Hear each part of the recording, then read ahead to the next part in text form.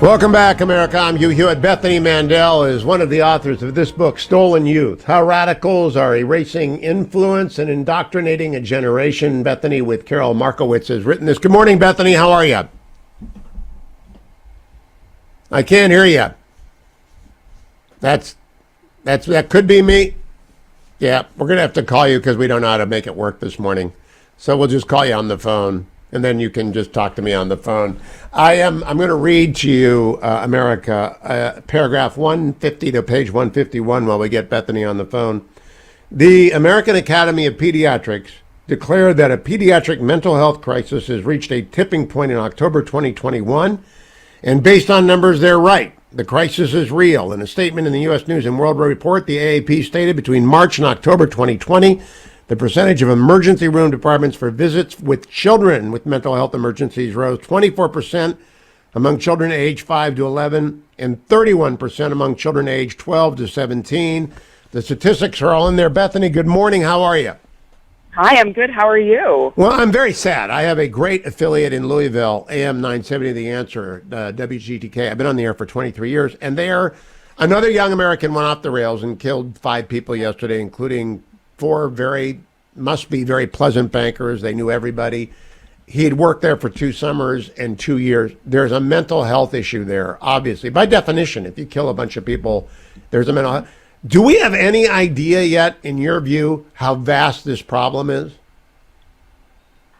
I don't think that we do. This is sort of a microcosm. All of these small incidents, I say small because they're happening bit by bit around the country, but I think it's part of a larger issue in that young people aren't dating anymore. They don't see themselves wanting a family, and all of this is a sense of hopelessness about the future. You're fading in and out of us, Bethany. Are you moving around? Have you got Mandel with you, or whatever your puppy is named? Truman, I'm not. No, that's so strange. Well, Mandel's the name of the dog in Succession, so I couldn't remember if it was Mandel or Truman. It was a vice president or a president. I knew that. It's Harry S. Truman. I think that all of these sort of incidents are data points in a larger mental health crisis that we're seeing with young people not wanting to date and not seeing themselves wanting a family. There's a sense of hopelessness that I think that this generation is feeling. That even honestly, it's sort of a weird thing to say, but even teen pregnancies. Teenagers aren't getting pregnant anymore because they're not having sex anymore. Yeah, you're fading out on us again, Bethany. So maybe move to a different room. I wanted to ask you specifically about in Stolen Youth. The statistics on kids are everywhere. What about the statistics on the 18 to 25-year-old? Because yesterday's killer was 25. The killer the week before was in their early 20s. Is it true of that age cohort the same thing that's true about the 12 to 17 and the under 12s?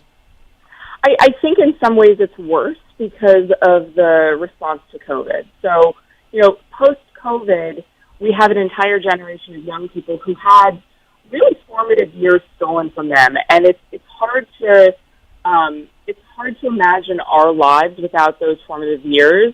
And they spent them basically masked and indoors.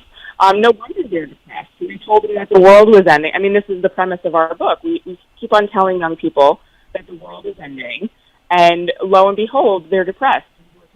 I have another proposition for you, Bethany, and it's just from left field. I watched 3 episodes of Succession yesterday. I don't know if you watched the show ever. There isn't one good character in that show, just like the White Lotus. Just like Tony Soprano and Breaking Bad were like 90% bad characters. Now it's just 100% bad characters. And it's consumed by everyone. Do you think that has an impact?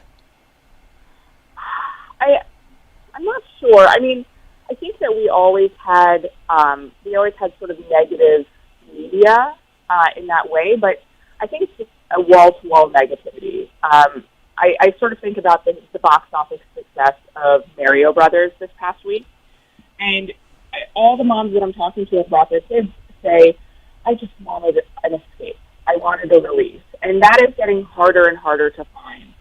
Finding a depoliticized movie for children. I took my grandchildren by mistake to see the latest Disney release, and was Yeah. worried that they would be asking me questions that are appropriate for their parents to answer, not me afterwards. I mean, I ambushed, right? Ambushed. Yep, constantly. And I saw people talking, asking for reviews about the Mario movie, and what struck me was that over and over parents said, it's appropriate, and a number of parents said there's no agenda.